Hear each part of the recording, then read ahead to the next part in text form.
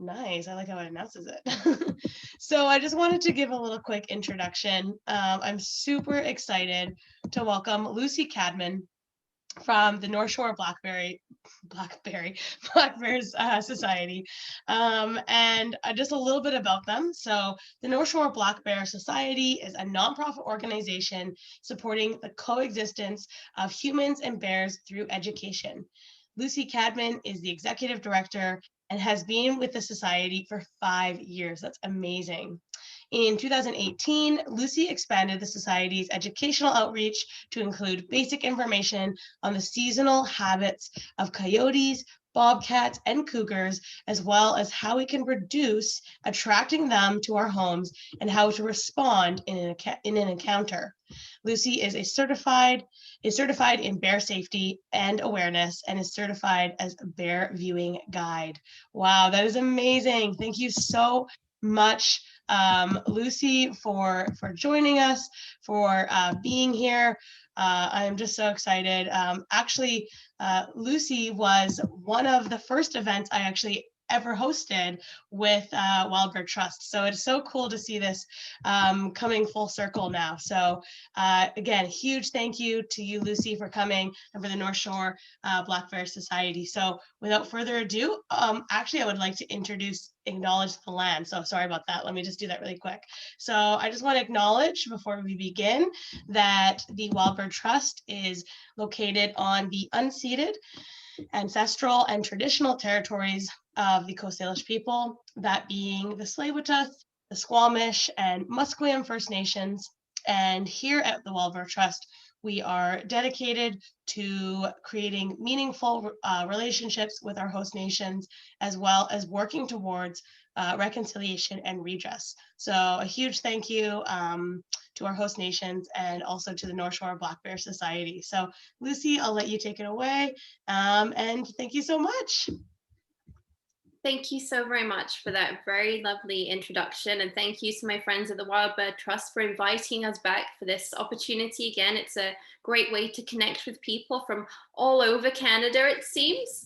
So my name is Lucy Cadman. I'm with the North Shore Black Bear Society. So we support residents, visitors, and bears and other wildlife in the District of North Vancouver, the City of North Vancouver, and the District of West Vancouver, so the North Shore.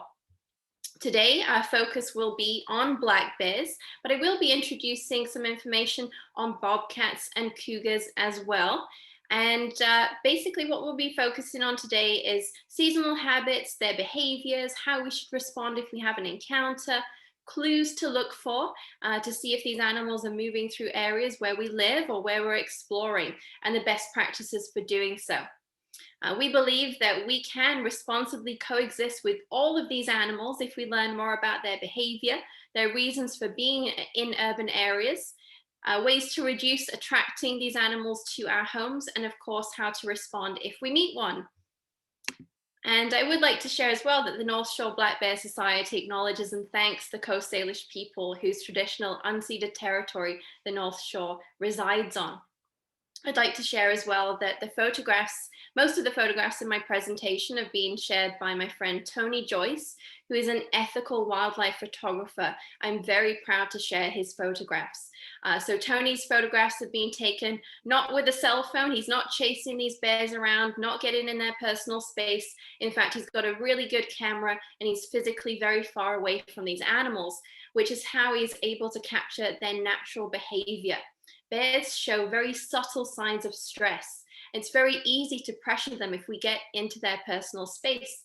If we get too close, not only do we risk putting ourselves close to an animal that could feel defensive, but we can push them into the path of another bear, and that could be deadly.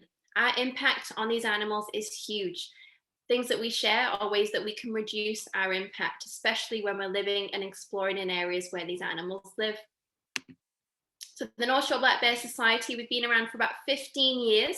We maintain a website, northshorebears.com, which I'm making huge improvements to right now. So give me a few weeks. The bears are keeping me busy. And we maintain social media as well. I'm sharing lots of information on there about bear behavior and attractant management, so food sources that we have around our homes that tempt bears to spend more time in the community. We've got a direct line straight through to my cell. It rings all through the day and night and year round, even for bears. And we'll talk about why that is in just a moment. Other things that we do, everybody that reports a sighting to us via text or email, we're going to send them some information, encourage them to share that information with neighbors, block watch, friends, and family. We also write to everybody that buys a house on the North Shore, and we welcome them to bear country. We talk about why bears are in the community, and it's not just food. Very often it's for safety, and I'll expand on that as we move forward. We talk about the common bear attractants and some best practices for moving through areas where these animals live, and of course, what to do if you see one. In the community, we'll do some door-to-door education based on reports. So we heavily rely on the community to let us know when they see a bear or a bobcat, cougar, coyote. We have signs for those animals, but not print materials, but I've got some guides that I can send out via email, or we've got resources on our website. But when people let us know that they've seen a bear on the North Shore, we'll do some door-to-door education. We'll sometimes do proactive education as well, looking at previous year's activity and identifying hotspot areas to target with proactive education in the late winter and early spring. Last year was a record-breaking year for the Black Bear Society. We usually receive between 400 and 600 reports every year of bear activity. Last year, we received 1,200 reports. Now, that certainly was due to more people exploring out on the trails. Dr. Henry told us to go outside, and people certainly did that. More people working from home as well to see these animals passing through the community. And of course, many people now have cameras outside of their homes. So that's picking up activity that previously went unseen. And that's certainly the case for cougars, who are typically most active at night. So very rarely are people seeing them during the daytime or encountering these animals, but cougar reports have increased due to these cameras. And we visit thousands of homes every year across the North Shore with this education. And I'd just like to show you where we placed our bear in area signs last year, just to give you an idea of where bears are moving around on the North Shore. So typically we'll keep our bear signs up for about 2 to 3 weeks. If we get more reports, we'll keep that up for longer, but we're constantly moving them around year round as well. This just shows you that last year we placed about 350 bear in area signs across the North Shore. So bears can be found practically anywhere on the North Shore. Down at the beach in Deep Cove, we've got bears in the city of North Vancouver and the Auto Mall area around Norgate. Every single year we get bear activity around Park Royal Shopping Mall in West Vancouver. So they travel extensively in search of food and in search of safety as well. So typically the bears that we see in our communities or on the busier local trails are what we call the vulnerable population of bears. That will be females with their young cubs, young teenage bears, juveniles, older bears, and maybe injured bears as well. In order to stay safe from healthy dominant males who are a danger to them, they occupy areas closer to people. So they typically live on the periphery of our communities. And that's because those dominant male bears get the best places to live much further away from us, and they're typically more active at night. And that forces those vulnerable bears to live closer to people and be more active during the daytime.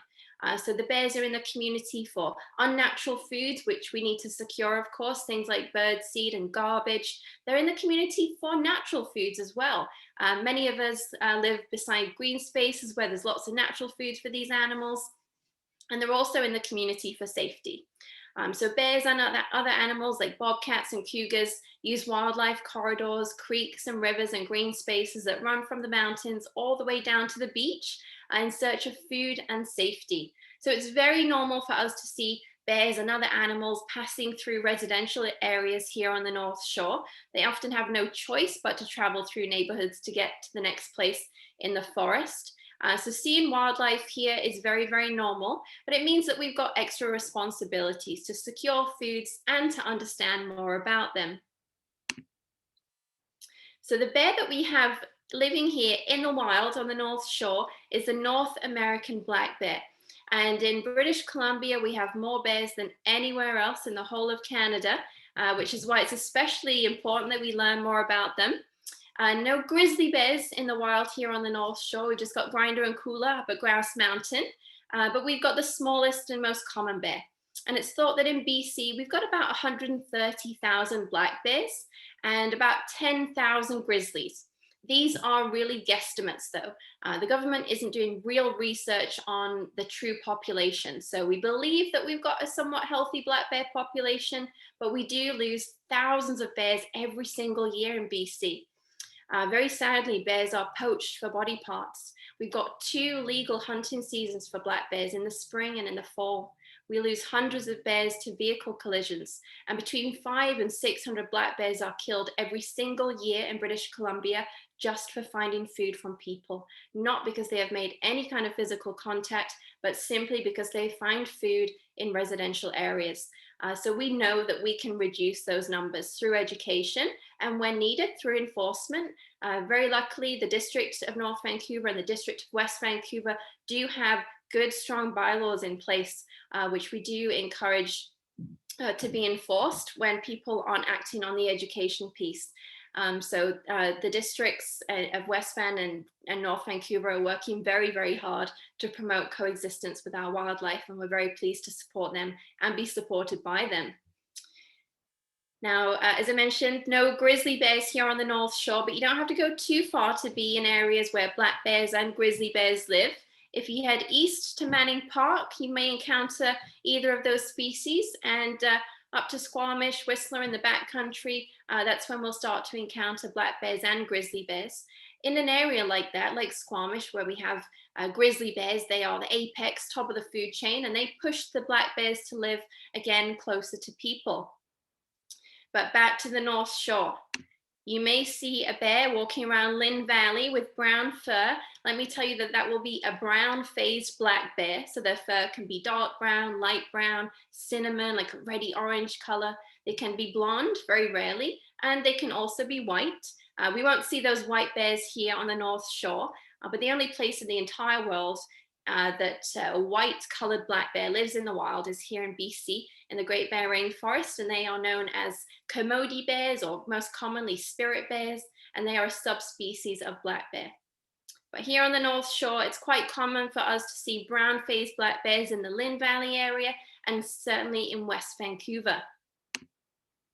Bears have got some excellent senses. A common misconception is that they don't see very well, but they do. They see as well as we do. They see in color, and they see much better than we do at night. They've also got excellent hearing. Something that distinguishes a black bear from a grizzly, in fact, is their very large, pronounced ears. Grizzly bears have got small, rounded ears. But their best tool is their nose, and a bear's nose is 2,000 times more powerful than ours. Now, as humans, we usually figure things out with our eyes, but bears really trust their nose. So they might see something, but until they get a really good smell, they won't trust what it is that is in front of them. So it's very, very common for bears to stand up when they encounter people. Now, thanks to the movies, people believe that a standing bear is an aggressive, angry bear. It is absolutely not the case. A standing bear is a curious bear. The bear stands to lift their nose, their best sense, from the ground into the air. They'll perhaps move their head from side to side to pick up all the different scents. It might be to follow a food source or identify what you are. So it's very normal for bears to stand on their back hind legs. They'll often stand during an encounter as well to look and smell for a safe exit. It might be that another bear is close by and they're also trying to avoid not just you, but another bear. So that's very, very normal.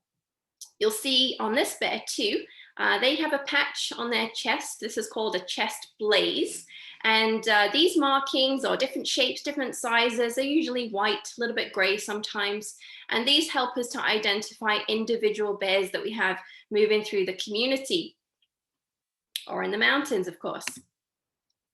Black bears prefer to live in forested areas. They've evolved in those spaces and they've evolved to be excellent tree climbers. Black bears have got very short, curved claws, very, very sharp. And typically when bears sense a danger, when our black bears sense a danger, and that's people, pets, other animals, their instinct is to go up into the tree.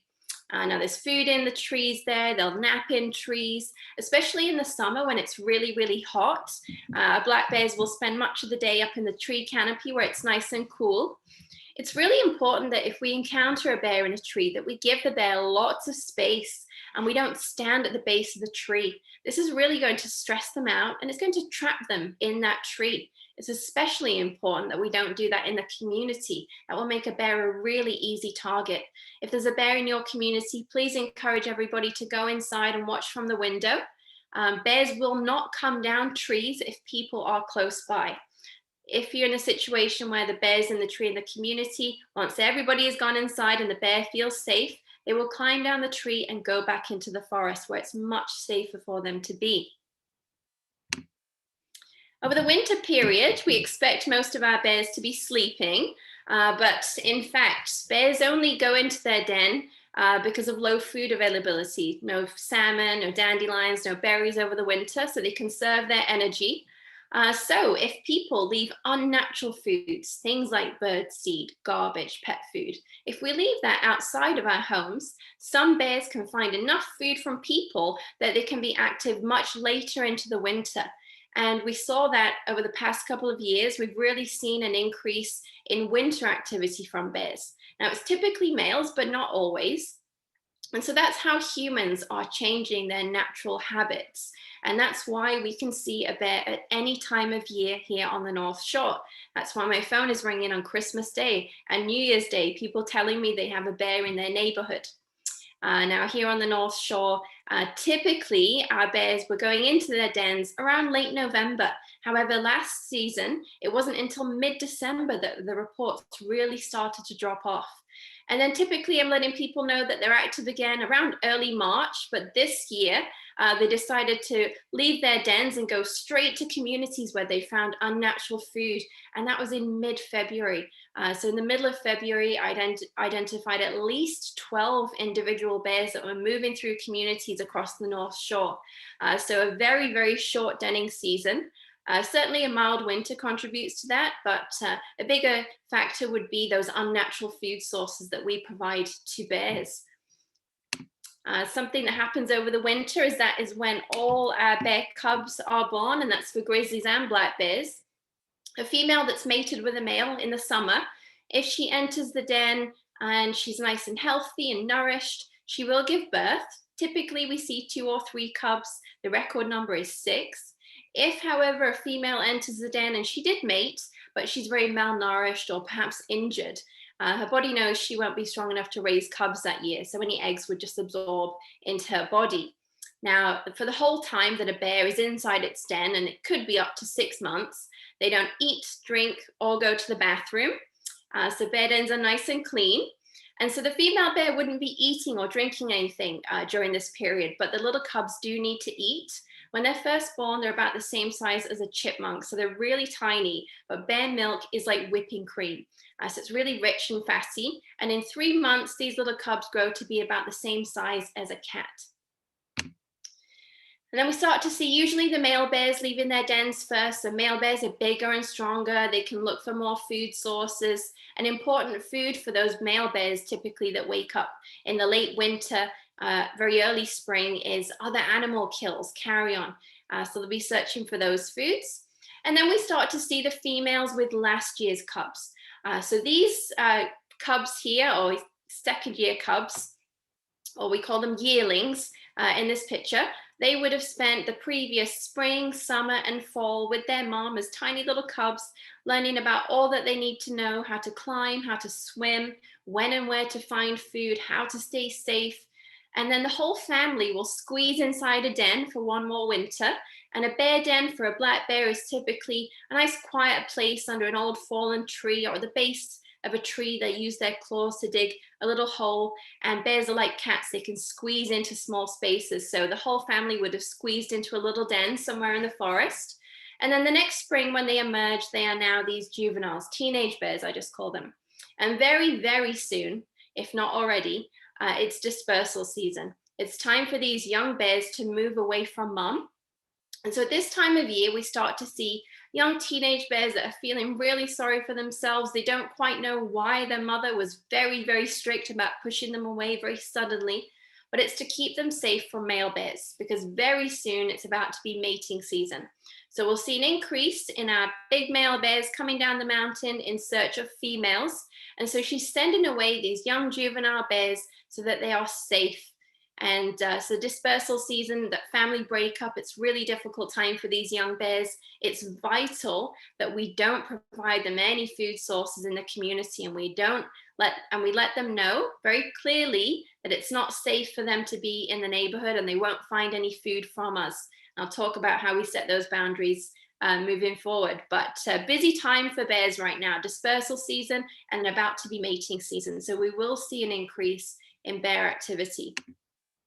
And then the last bears to leave their dens are the females with the new cubs born around the end of January. And I'm yet to receive a report of a new arrival on the North Shore, but I'm sure they're out there somewhere. They're very, very tiny at this time of year. They'll spend much of their time for the next few months up in the tree canopy while mom forages for food close by. So certainly if you see a bear cub, give them lots and lots of space, resist the temptation to get a closer look. The mother won't appreciate you getting close intentionally. And certainly if you believe that an animal may be orphaned or abandoned, please reach out to us or Critter Care in Langley. They take care of orphan bear cubs, and please don't intervene. Now, one really big misconception about black bear moms is that they are very angry and aggressive. In fact, they are the most shy and timid bear that you will encounter.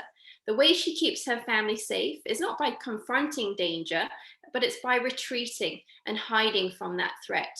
So typically what black bear moms will do when she senses that threat, it could be another animal, a person, our dogs, she clacks her teeth, and that sound, the little cub knows that means mom is telling me to hide in the tree. So the little bear cub will scoot up the tree so fast, it's incredible to see. And the mother bear will hide at the base of the tree, and she'll be really, really quiet. Remember, she doesn't want you to see her. Now, it might be that you encounter a female and her young cubs. Remember, she has chosen to live a little bit closer to us to keep her children safe. And that is one of the biggest motivations for these bears living close to our communities and being active on the local trails. And that's why we see them during the daytime a lot as well. Now, black bear moms are very strict with the cubs. It might be that you accidentally end up in between a black bear mom and cub. Let me tell you that the cub is going to be in so much trouble from mom for allowing a person to get in between them. So they're very strict with the cubs, but they really, really back away from people. Okay, so if you're too close, she's going to make lots of noise with her voice. She's going to drool a lot. She's going to huff. And that is all how she communicates to you that she is stressed and you are too close. So whenever we meet any bear, but certainly with a mom and cub, we always want to communicate that we're not a danger. And we do that by using a nice calm tone and by slowly backing away and showing them that you're giving them lots of personal space. She's going to teach this little cub what to eat. And black bears and grizzlies are classed as carnivores, but in fact, they're like most people and they are omnivores. Bugs make up about 10% of their diet, and small mammals as well. Now, typically black bears aren't hunting for live animals, but again, finding roadkill perhaps, or maybe a cougar cache. And salmon, of course, our bears on the West Coast are lucky that they get access to salmon. And some of us live right next to salmon-bearing rivers and creeks as well. So we do get bears fishing just a few meters away from where people live here on the North Shore. It's such a magical place to live. And bears do a great thing for people when they fish. They'll take that salmon and drag it from the river into the forest. They'll eat their favorite parts, which are the brains and the eggs and the skin. And they leave the rest of that fish on the forest floor. That feeds other wildlife, and anything left over eventually feeds the soil, helps the trees to grow. So salmon and bears are keystone species, which means that they are vital in maintaining a healthy and balanced ecosystem. So we can thank bears and salmon for the beautiful wilderness and fresh air that we have here in BC. And we should do all that we can to protect those animals and the spaces where they live as well. Now, most of their diet, 80 to 85%, in fact, is vegetation. So understanding seasonal foods and what foods bears eat will help you to avoid a surprise encounter. So certainly around the end of November, lots of people were calling to say they had bears eating grass on their lawns. And then when bears first leave their den in the spring, they're not absolutely starving. It takes a while for the metabolism to get going again. So certainly in the springtime as well, they're looking for the fresh grasses, the clover, they're waiting for the dandelions, and then the berries. Berries are so important to bears. They can eat 60,000 in a single day. And when they eat 60,000 berries in the summer, they go to the bathroom 15 times a day. And that helps to disperse seeds, of course. Now, mountain ash, overleaf blueberries, they'll come in the next few months, but salmon berries right now is what the bears are looking for. So looking out for those bear foods on the trails and perhaps avoiding those areas, or making sure that when you are moving through areas where there's lots of natural bear foods, that you go much slower and that you are prepared for an encounter. Another fall favorite are these Pacific crab apples. So we have those growing around the community and in the forest as well. So look out for these bear foods.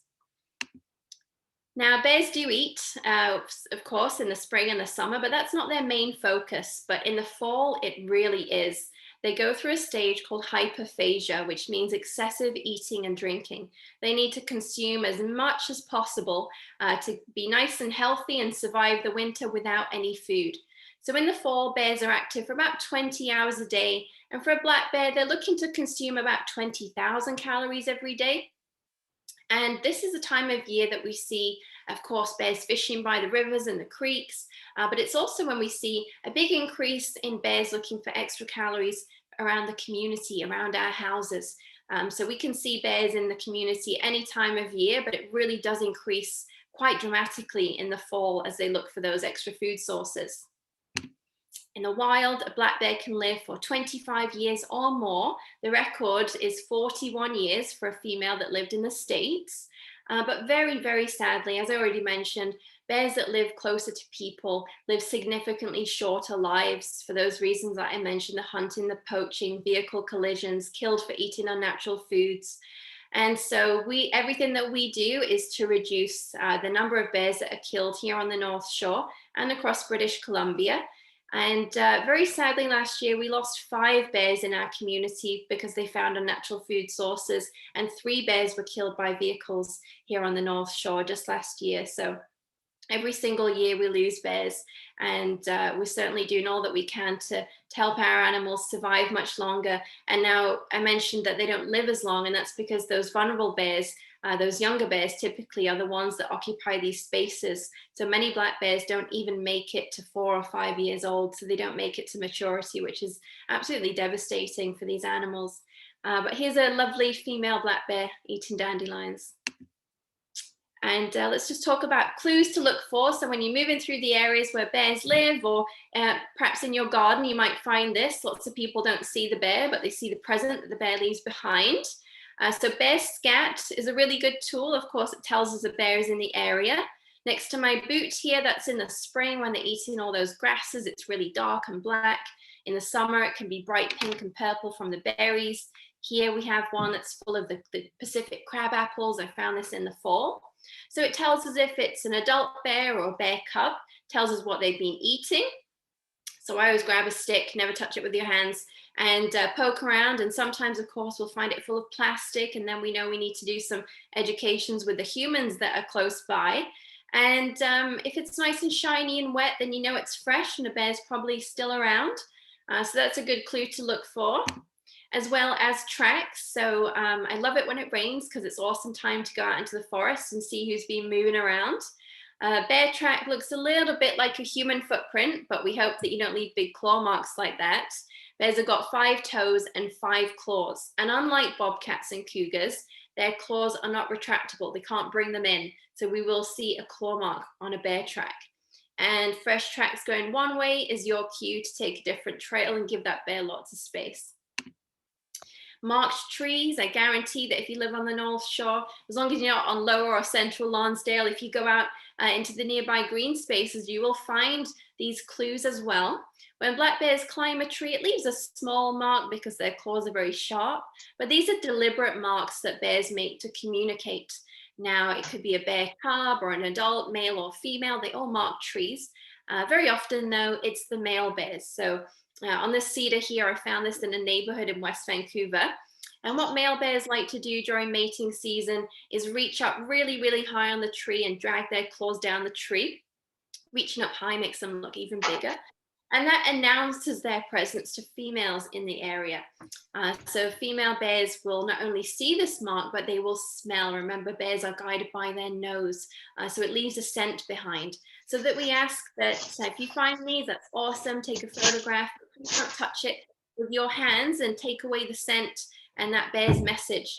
So a big form of communication is marking trees. And you've probably seen the videos where the bears rub their backs on trees. Again, that's another form of scent marking.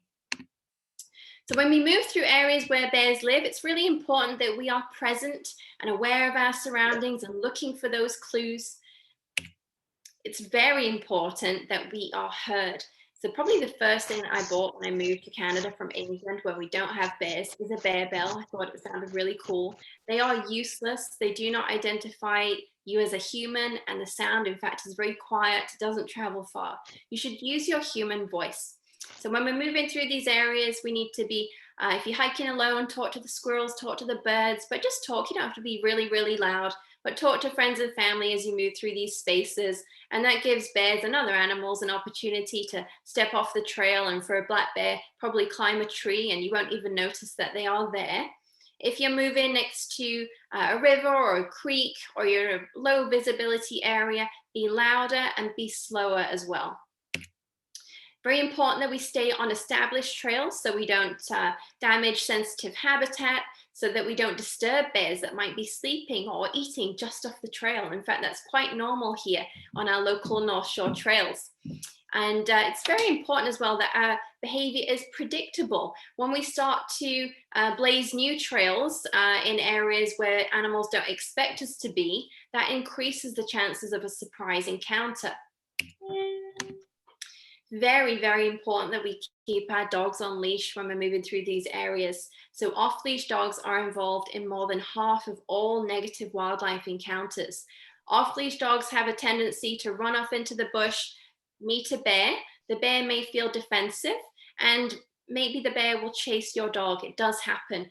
So the bear will chase your dog, and the dog often runs back to you, its family. And that's when people and bears have these close encounters. Same for cougars as well. So keeping your dog on leash is really important. It's vital that we don't leave any food unattended. When we're spending time in these spaces here on the North Shore, it could be on the beach. We get bears on the beach, but certainly in the forest and the mountains and the picnic areas in our parks. It's very rare for a bear to approach people for food, but they will take an opportunity. So don't set up your picnic and then walk 20 meters away to take a picture by the river. Bears might take that opportunity, and they'll eat absolutely everything that smells like food, including all the plastic, which of course isn't good for them. And that bear may be killed for finding food from humans. Very sadly, over the past couple of years, we've lost bears at Rice Lake for just that, people leaving food unattended. It started off with people climbing and leaving their backpacks full of food at the base. Bear found that reliable food source and then moved on to unattended picnic tables. So bears are being killed in their own home as well. And we do advocate carrying wildlife spray, which you probably know as bear spray. So bear spray, other than all this knowledge and understanding about the best practices and what we call avoidance strategies, so making yourself heard and such and keeping dogs on leash, carrying bear spray is something, wildlife spray is something we really advocate for. And knowing how and when to use it is really important as well. So we will be offering in-depth bear spray training, which will cover bear behavior and the very rare situations where we would need to deploy our spray. I've had over 200 encounters with black bears in various situations. I've never deployed my spray, but I always take it out with me. It's a great tool. So just moving on to bears in the neighborhood, I have covered the very unfortunate consequences for bears when they find food around people. And if you see these traps do not take bears back into the forest. These live traps are baited with garbage and sardines and honey and all the things that bears really like to eat. It can separate families. They're indiscriminate, so it could catch any bear that's in the area. And usually there are multiple bears. So these do not relocate bears. These take bears to another location so that they can be killed. Very, very rarely, there might be a short distance relocation, but that could be up to 2 kilometers away, literally just to give residents in the area an opportunity to secure any food sources. We know too well that the bear will come back. What we know as well is that when a bear is removed from a community, whether it's killed or very rarely relocated, is that within days, another bear will occupy that space. So really, the responsibility is on us to make sure that we don't have any food sources that will bring bears in the community. Taking the bear away in whatever way that means will not solve the problem. We see this all the time, that literally within a couple of days, or even less sometimes, another bear is in that space. So we need to make sure that we manage bear attractants. So the garbage and food scraps are the most commonly reported attractants. So remember, anything that smells really bad to a bear, smells really good to a bear typically. The District of North Van issued lockable carts are not bear proof, as you can see. We ask people to keep their items in a garage or a secure shed. So your food scraps, your garbage, and your recyclables. Nobody on the North Shore is permitted to put any items at curbside until the very morning of collection, and you will be fined if you do that early now. So no more putting your garbage and yard trimmings out overnight, and that's really to help bears. And then bird seed. This is really how it all started. Our relationship with the Maplewood Flats was the bears that were attracted to the bird feeders. So bird feeders are a really strong bear attractant. They're agile climbers. It's practically impossible, as you know, to hang a bird feeder where a black bear cannot access it. They will climb onto the roof of your house to get to this food. Hummingbird feeders too are like energy drinks for bears. Bringing in feeders at night, as you can see, is not the solution. Bears are out and about during the daytime. So we ask, instead of feeding the birds, and this includes year-round because bird feeders do contribute to year-round winter bear activity, we ask that you put in a bird bath, a bird box, you plant lots of nice bright colored flowers to encourage the birds, and that you please don't feed them. Even scattered seed, the bears will find. Their nose is so good. And then fruit trees are another strong attractant. So these are the most commonly reported things, but there are many others, of course. Fruit trees, bears have got an excellent memory. They will remember exactly where the fruit tree is and exactly what time of year it's ready. It's incredible. So we need to pick that fruit nice and early and allow it to ripen inside. Anything that's fallen to the ground will smell extra good and bring a bear. So that needs to be collected every single day.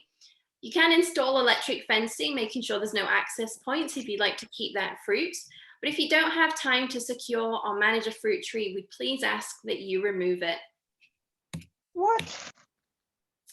And if a bear is on your property, imagine you're just out on the deck and you see a bear walking through your garden, that's a really good opportunity for you to set boundaries. And typically in the past, people have always said bang pots and pans and use air horns.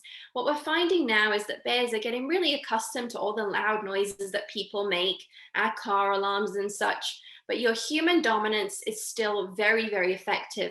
And I find that my voice is the best tool in all situations with bears. So in a situation where you are in a safe place, so a deck or through an open window, we want you to make eye contact with the bear. And we want you to use a deep, firm tone in any language and discourage that bear or encourage them to move away from your property and set those boundaries. As long as there's no food encouraging the bear, we can teach them where they can and can't be. So it's absolutely acceptable for them to be in the green space by the community, but not on our properties. And we can teach these animals and they learn. They're very, very intelligent. So that firm tone is to be used when you're in a safe place. Don't expect them to run away. Bears are not fearful, and that's not a bad thing. We don't want bears that are afraid of people because we're everywhere And when they encounter us, they'll feel more defensive. But it's important that we set these clear boundaries. There's no food and you're not welcome to stay here. And the bears will leave quite slowly sometimes, so keep encouraging them to move on. And as the bear does, as you've asked, you can actually calm down your tone a little bit and just keep encouraging them to move on. And if you do this persistently and consistently, we can set these clear boundaries and bears will change their routes. So when we spend time in the forest, it could be, or in the neighborhood, it could be that we have a close encounter with a bear. You might be doing all the right things, making noise, looking for clues. Perhaps the bear, though, is very focused on eating, didn't pick up your scent, or didn't hear you coming. We can have these close encounters. As I said, I've had hundreds of encounters now with black bears. I've never had a negative encounter. And much of that is to do with their nature, which is calm and peaceful. And that's how we should be when we encounter them. You may have heard that as soon as you meet a bear, you should be really big and be really loud. Well, all that does is it communicates to the animal that you are potentially a danger to them. That's not what we want to do. So I've got 3 things to remember for if you meet a bear. Now remember, in most situations, the bear sensed you and already left the area and you don't even see them. But if you do, try and stay nice and calm. So take a nice deep breath. Remember, be present. Leave your phone alone. Don't be looking at the bear through your camera. Make sure that you stay nice and calm, and that's going to help the bear to stay calm as well. The bear might need a minute to figure out what you are, especially if it's a surprise encounter. And remember, the bear might stand up, and that's to identify you, to trust their nose. And they're also going to stand up too to look for a safe exit. Now, as they're trying to figure out what you are, we can help them out, and we use our voice, again, that excellent tool that we don't forget at home. So we're going to speak nice and calmly to the bear. So using that calm tone to communicate that we're not a danger to them. Now we want to look at the bear, but we don't want to stare at them for too long. Animals see that as a danger, as a challenge. So focus your attention on the bear's chest or on their legs and talk to them in a nice, calm voice. Hey, buddy, nice to see you. I'll take a different trail. Think about what you might like to say to a bear if you meet one. Again, any language, they don't know English. And then as you're talking to the bear, you're going to slowly back away from them. We back away so we can see what they do. Might be my accent, but usually as soon as I start to talk to the bear and they realize I'm a person, they'll step off the trail or they'll climb a tree. And we back away too by slowly moving your body away. You put distance between you and the bear, and you show them through moving your body away from them that you are giving them lots of personal space and respect. And that's what it's all about.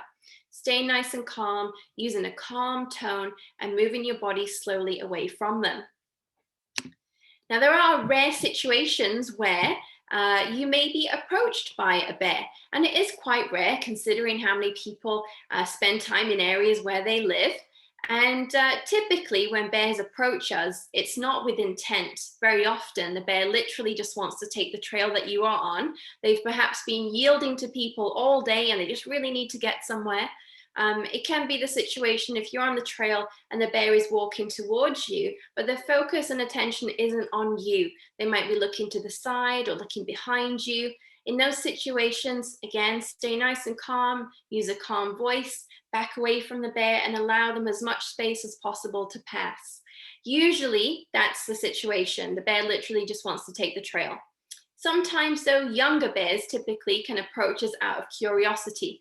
And when a bear approaches you with intent, so their focus is on you and they are getting very, very close to you, that's when you've got to be brave and stand your ground and tell the bear that they are in your personal space. So in those situations, you would stand up and make yourself look big, use a firm tone and say, hey, no, like that. And that teaches the bear that they are in your personal space. Remember, they're very intelligent. They respond to human voice. They respond to tone. That typically is enough to set that boundary. And those young, curious bears might get close, but when you use that firm tone, they'll leave. If the bear continues to approach, that's when you would deploy your bear spray. So during a bear encounter, if you've got bear spray, which we hope that you do, or wildlife spray, you would prepare your bear spray as you calmly talk into that bear, or as the bear approaches and using that firm tone, you would prepare your bear spray. And if the bear continued, you would deploy your spray into the bear space. It's a non-lethal teaching tool that shows that bear they shouldn't be approaching people. And it will immediately, as soon as the bear's nose touches that spray, that will send the bear in another direction. And they cannot stand that bear spray because it's very, very strong, especially with their sense of smell. So it doesn't hurt them, and it, prevents injury to you. So physical contact from a black bear is really, really rare. But in those situations where a bear approaches, that's when you would deploy your spray and avoid those situations. I'm just going to very quickly cover a couple of other animals. Our cats, I'm a really big cat person, and bobcats are one of my favorite animals. Now, they are active across the North Shore, not in the city of North Vancouver so much, but certainly in the district of North and West Vancouver. We can see them anywhere, down at Maplewood Flats, all the way up to the top of Seymour, and same kind of situation for West Vancouver. And they are not a danger to people. And consider yourself very, very lucky, in fact, if you see one. They're very elusive, and you can do what I do, and you can go out there looking for hours and hours every day for these bobcats and never even see one. I've only had one sighting in the forest so far. They're very, very shy. Their food sources are they're obligate carnivores. They only eat meat. They've got a varied diet. Occasionally they will eat smaller deer, but typically going after rabbits. That's one of their favorite foods. They also eat bugs as well. And a little bit closer to home, something that brings bobcats close to our communities are rats. So anything that encourages rats close to our homes will encourage more bobcat activity and coyote activity, and even cougars as well. They like to eat rats. So minimizing attracting rats to your property will really decrease the chances of inviting a bobcat, a coyote, or a cougar to your home. So things like those fallen fruits, all the rodents that they attract, that brings those animals in, and our garbage as well. Bird feeders are a really big one. So we typically get an increase in bobcat activity over the late winter. They're certainly traveling down to lower elevations. It's easier for them to find food, but a bird feeder is a really good hunting spot for a bobcat. And so we do see an increase in people reporting bobcats in their gardens. The bobcats, of course, hunting everything that the bird feeder attracts. And then bobcat tracks. So these are from Maplewood Flats. I never saw the bobcat. I spent a lot of time, and it was very, very cold, as you can see. But these were really, really fresh. I was so excited that I might finally get to see one that time. But bobcat tracks. Cat tracks don't show the claw marks typically. They got 4 toes. And what distinguishes them from a dog track is that bobcat tracks and cougar tracks have got 2 on the paw pad. I've got 2 lobes at the top and 3 at the bottom. So that was one of the clearest bobcat tracks that I've ever found. It's pretty hard to find cat tracks when it's not in the snow. So that freshly fallen snow is the perfect time to go and look for animal tracks. If you've had the pleasure of cleaning a litter tray, then bobcat scat doesn't look too different. Obviously, it's full of bones and fur. It's a little bit different contents, but it's very segmented and very tapered at the end. So this one on the left here, I found that at Maplewood Flats as well. And then if you were to encounter a bobcat, remember, not a risk to people. Small children, possibly, but very, very exceptionally rare for us to hear about any kind of encounters between bobcats and people. But certainly if you've got smaller children, keep them close to you. And small dogs, if they're unattended in your garden, they could be at risk, and outdoor cats potentially, but we aren't really hearing about that. So typically what we say, consider yourself very lucky if you see one. We don't want to encourage them to spend time close to our homes, of course. That increases the risk of them being hit by cars. We did lose one on Deep Cove Road a couple of winters ago, and I'm sure many more that we don't know about. So making sure that you don't entice them with any of those food sources. And then if you do need to, if you encounter the bobcat and it doesn't immediately leave, just clap and use your voice and make sure that they know it's not safe to stick around. But very unlikely that you'll have to do that. They're usually kind of gone in a flash. And then just quickly, when I talk about cougars, talk about elusive. Goodness me, I spend a lot of time looking for these animals. I often find fresh scat, fresh tracks, and I've never seen one. In fact, there are people that study cougars that have never seen one in the wild. So cougars, also known as pumas, mountain lions, catamounts, again, active all across the North Shore. We do get reports every single year. Again, same as with bobcats, we see an increase in cougar activity typically over the winter as they travel to lower elevations in search of their favorite food, deer. So when we see deer, we should expect to see cougars around as well. And that's typically what we hear about. So last winter, we had some deer on our street. I live in Indian River. The next morning I went out and I found some fresh cougar tracks. So they're following deer. And that means that we often see cougar signs. Not many people actually see the cougar, but maybe 1 or 2 sightings, and then we'll put up a sign. We put these cougar signs often up in clear-cut areas where deers graze, and it's a really good place for them to find that food. So we've got some cougar signs up at Kate's Park right now. Not surprising at all. We get cougar activity there every single year. And snowshoe hare as well, another favorite food. So an adult cougar will eat a deer about every 3 weeks, and they will cache that food. They'll store it in the forest. So it's really important that if you find any dead wildlife in the forest, that or anywhere, that you back away from that animal and give it lots of space. And that's because it could be a cougar cache. So a cougar cache usually would be parts of an animal with lots of branches and leaves and soil covering the top, trying to hide that then from other animals that might take it from them. So cougars will protect their food, of course, not easy to find. And then other smaller mammals that they eat. So again, not encouraging any of these animals to spend time close to where we live. So please don't feed the raccoons, even though they kind of ask so nicely for it. Raccoons are really dangerous to small dogs and outdoor cats as well. So please don't encourage these animals. This will tempt cougars to spend more time closer to where we live and creates more opportunities for them. And then with our pets, we do encourage raising cats indoors here on the North Shore. There's lots of risks to cats, birds of prey, cougars, coyotes, cars, dogs. Okay, so lots of risks. And again, that creates an opportunity. So we've got lots of outdoor cats in an area that will create opportunities for these animals. And we'll start to see an increase in perhaps coyote or cougar activity in the neighborhood. And again, keeping your dog on a close leash and carrying wildlife spray if you're moving through areas where cougars and bears live. And then a cougar track, so a bobcat track, sorry, is about 2.5 inches. And a cougar track looks very, very similar, but it's about 4.5 inches for an adult cougar.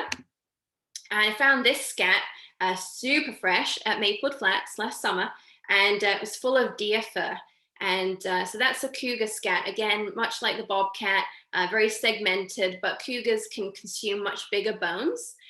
We found out about that scat. So we were just walking on the trail and we heard lots and lots of cawing from the crows and the ravens. And that typically indicates that a big animal is close by. So those scavenger animals will follow cougars and bobcats, coyotes and bears.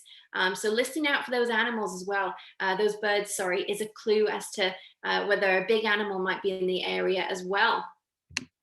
Now, if you were to meet a cougar, incredibly rare, but if you do have a close encounter, try and stay nice and calm, and you want to pick up any pets and children that you have with you, and you're going to calmly back away.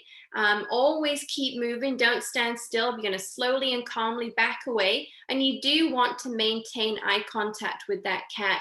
Make sure that the cat knows that you have seen it. Now, very, very often, the cat will just leave. If the cat doesn't leave, if it continues to stay there, or if it actually approaches you, in those situations, incredibly rare, that's when you need to make yourself look very, very big, stare at the cougar.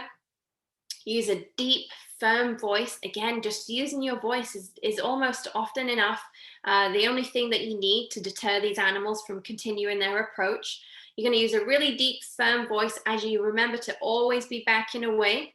You can arm yourselves with rocks and sticks, but you really don't want to spend a lot of time crouching on the ground. If the cougar continues to approach and they show their teeth and they hiss, you do the same back. You basically want to make yourself look as mean and as aggressive as possible to deter that cougar from making physical contact. In the exceptionally rare case that they do continue their approach and they make physical contact, you would fight back with all that you've got, aim for their eyes and for their nose, the most sensitive part of their body. You've got bear spray, hopefully. Bear spray will also work on cougars. So in those situations where the cougar approaches, going to use that firm tone. If they continue, you would deploy the spray into the cougar's face and continue to leave the area. So yeah, thank you so very much. Really condensed that. So sorry, I was talking really fast and it's a little bit over for questions, sorry, but I'm happy to stay if you are. So thank you so very much for your time this evening learning about how we can promote responsible coexistence with wildlife. Thank you. Thank you so much, Lucy. That was amazing. I learned so much last time, and I just feel like I learned so much this time as well. So I really appreciate that. Thank you. And I could have listened to that for hours, so no worries about going over. I was getting a bit tongue-tied, so sorry about that. No, it was absolutely perfect. Absolutely. I loved it.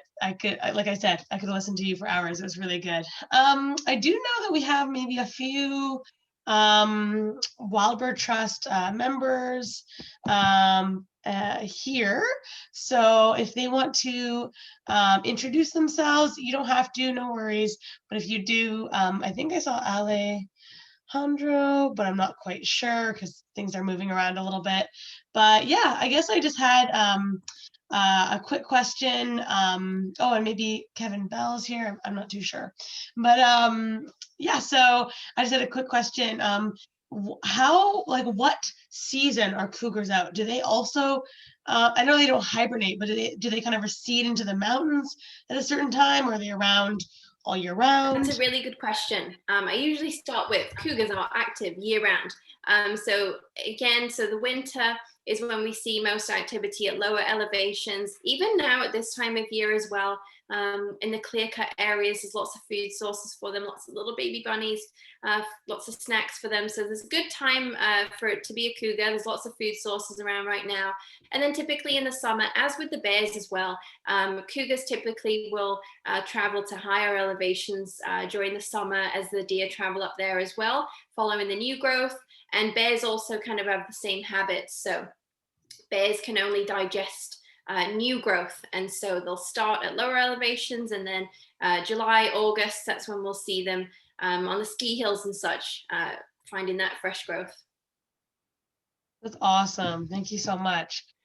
Before I ask my next question, I just want to ask if anyone has any questions. Jan, I see you have your video on. I'm not sure if you had a question or not. If not, don't worry about it. No worries, you can keep it on. It's all good. Just wanted to know. Yeah, so if anyone does have any questions, you can either type it in the chat or you can unmute yourself and just ask. We're very, laid back here, so whichever one you prefer. Yeah, so I guess one of my other questions. Oh, hi, Kevin. Hi. Hi, how are you? Good. That was really good.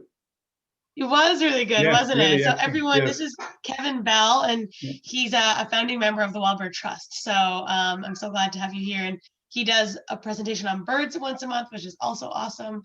Yeah, I don't know if I do see one from Julia. So if you don't mind, Kevin, I'll just maybe ask that one first, Sure. and then. Yep, awesome. So Julia Thrust asks, do bears happen to hibernate in the community/city? Now, I feel like you said last time that sometimes they can actually be found quite close to trails, like they're not too far off of trails, which I found really interesting. Mm-hmm. Yeah, that's right. So great question. So those vulnerable bears, remember those females with young cubs, and very often our young teenage bears, certainly during their first year on their own without mom, it's their first time find in a den, they'll often den very, very close to popular trails, again, to seek safety from those males. We've also had situations where younger bears have denned at the back of people's properties.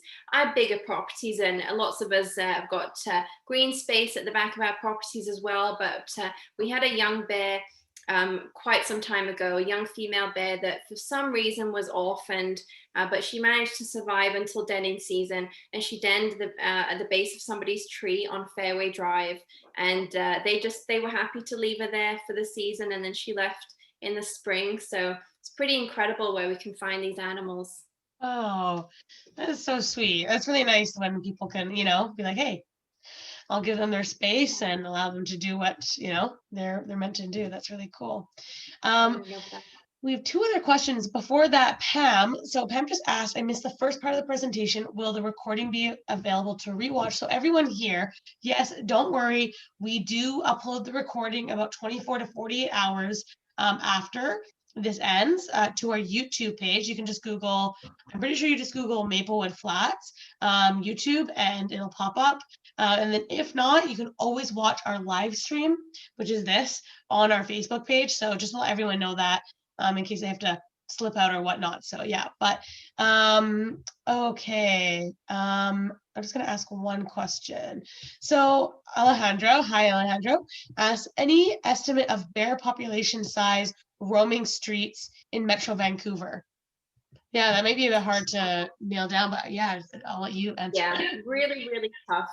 I mean, thanks to people having cameras, so I'm never encouraging people to ever take photographs of bears on their property or chase bears around for pictures, but we know that people take photographs. So if they've already taken the picture, I'll ask them to send it to me. But what we really like to see is lots of people have got wildlife cameras in their garden now, and there's Ring cameras. And that helps me to identify individuals. So last year on the North Shore, through that information and through the bears that I met myself, I was able to identify 23 individuals. So that's just the bears that were in the community on the North Shore and a few in the local mountains. So I'm sure there are many more, but it's just impossible to get those numbers, sadly. Mm-hmm. Wow, that is what, even 23 sounds like so many. I know we have this resident bear in my neighborhood. I live on Burnaby Mountain, and a lot of, like you were saying, those like Ring doorbells and cameras, they pick up a lot. And he was sighted like all throughout winter. Like we got photos of him, and so we assume it's the same bear. He's like he's huge. So yeah, that's wild, and we're a pretty residential neighborhood. Okay, so Rana asks, any recommended training videos on how to properly deploy bear spray / wildlife spray? I find many folks aren't quite sure how to use it or how it looks / feels when it's deployed. That's a good question. Yeah, that's a really good question. And I'm very excited to share that I've just filmed with Ellie Lamb, who is a bear behavior educator. And she's a director on our board, and she's a consultant, one of my best friends. We just went out to Indian River and we filmed a bear spray demo. So it's about a 15-minute video talking about bear behavior and the situations when you might deploy the spray, how to deploy the spray, how to carry it, all the basics that you need to know. So if the bears can just give me a couple of days and cool off and just go back into the forest, I might have some time to put it together. But certainly look on our Facebook and Instagram and our website over the next couple of weeks, and I really hope to have that up soon. That's awesome. Thank you so much, Lucy. And I won't take too much of your time. I'm just going to ask two more quick questions. One is Francis W. asked, is the the screenshot with the bear sightings, is that available publicly, maybe through your website or? No, for the safety of bears, I do not share their locations on social media or on our website. I might say a very general location such as Deep Cove. We've got a bear in Deep Cove that we need to look out for. Try finding that bear in Deep Cove. You won't. It's not just that strip down to the kayak place. It's the whole community. And because we know that all too often people will follow me to find a bear to take a photograph. We have people chasing us in cars because they're looking for a photo opportunity. So for the safety of our wildlife, we don't share those publicly. But if you have a bear that's quite active in your community, You certainly should have had some door-to-door education from me, something from Blockwatch, or a sign in your community. And that's what we do with the information. To answer that other question there is, what do we do when people call? I collect all that data, helps me to identify hotspot communities, target our education, identify individuals, and then I can advocate for these individuals as well when their life is on the line, and I can share information about the information I've received, such as, just for an example, last year in West Vancouver, somebody reported an aggressive female bear with cubs to the Conservation Officer Service. So this was near West Van Rec Centre. We had a female and her 2 young cubs. They're not there anymore. They're still alive though, I believe. But they were very, very active by the rec centre in West Vancouver. So really busy place, lots of people. And what happened was a lady was walking her dog and she encountered the bear. And the bear made a vocalization, which just says, well, I'm stressed, you've surprised me, you're a bit too close there. And it was the neighbour that saw this from the window that reported the aggressive behaviour to the Conservation Officer Service. I did some investigation. I managed to find the person that actually encountered the bear, and she said absolutely not did she feel threatened in any way. She knew that she'd surprised the bear, and she backed away and went back into her house. It's really important that there is thorough investigations before these animals are killed, and that's why I work so hard to gather as much information as possible so I can advocate for individuals. Thank you. Yeah, no, that's such a good point. And I just agree like wholehearted with everything. It's important, you know, a lot of times, you know, yeah, it's you can perceive something, right? And it's completely different to the people it's happening to. And I think that that is just so important. And that's why education like this really matters, you know? So I do appreciate all of your time. I don't want to take up too much more of it. So I think that's probably it for, there was one last one if I can just ask.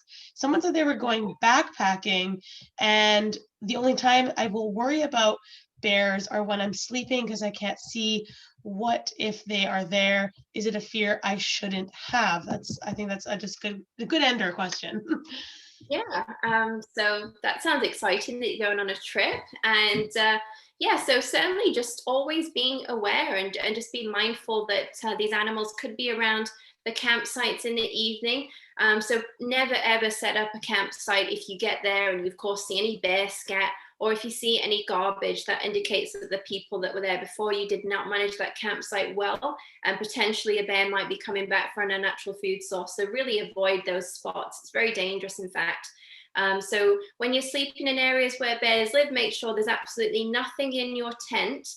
So not the clothes that you've cooked in, no toiletries, no food sources at all. But what I always keep in my tent is my can of bear spray and a flashlight right at the door, right in reach. And the thing about bear spray too, it's got the safety is glow in the dark, so you can always find it.